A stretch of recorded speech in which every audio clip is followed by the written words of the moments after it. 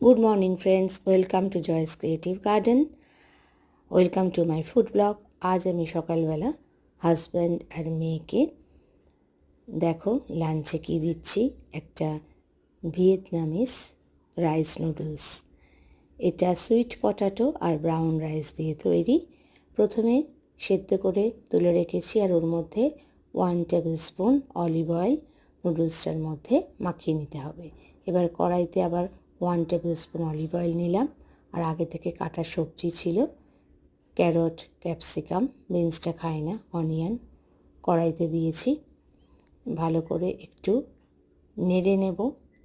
এরপর এর মধ্যে দেব অল্প নুন।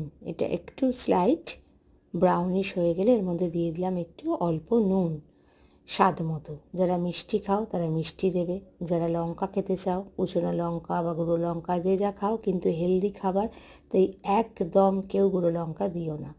এরপর একটা ডিম ফাটিয়ে ওর মধ্যে দিয়ে দিলাম।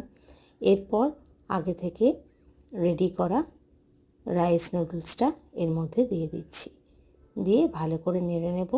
সোয়া সস, ভিনিগার আর টমেটো সস দিয়ে নেড়ে নিলেই ব্যাস হয়ে গেল চটজলদি নুডল। আর এদিকে কফি করে দিয়েছি। মেয়ে সেই সকালবেলা বেরোয় 8:30টায়, আর রাত্রিবেলা 8:30-9টায় বাড়ি ঢুকে। ওর এখন ইন্টার্নশিপ চলছে। আর এদিকে চিলি চিকেনটা একটু রাত্রিবেলা করে রাখা হয়েছিল, ওটাকে গরম করে কৌটোয় ভরে দিলাম, কেন সকালে এত তাড়াতাড়িতে সেটা সম্ভব না, সেই জন্য আজকে দেবো এই চাউমিনটা, সেই জন্যেই চিলি চিকেনটা রাত্রিবেলা করে রাখা হয়েছিল। ব্যাস, মেয়ের টিফিন রেডি, কফি আর নুডলস আর চিকেন।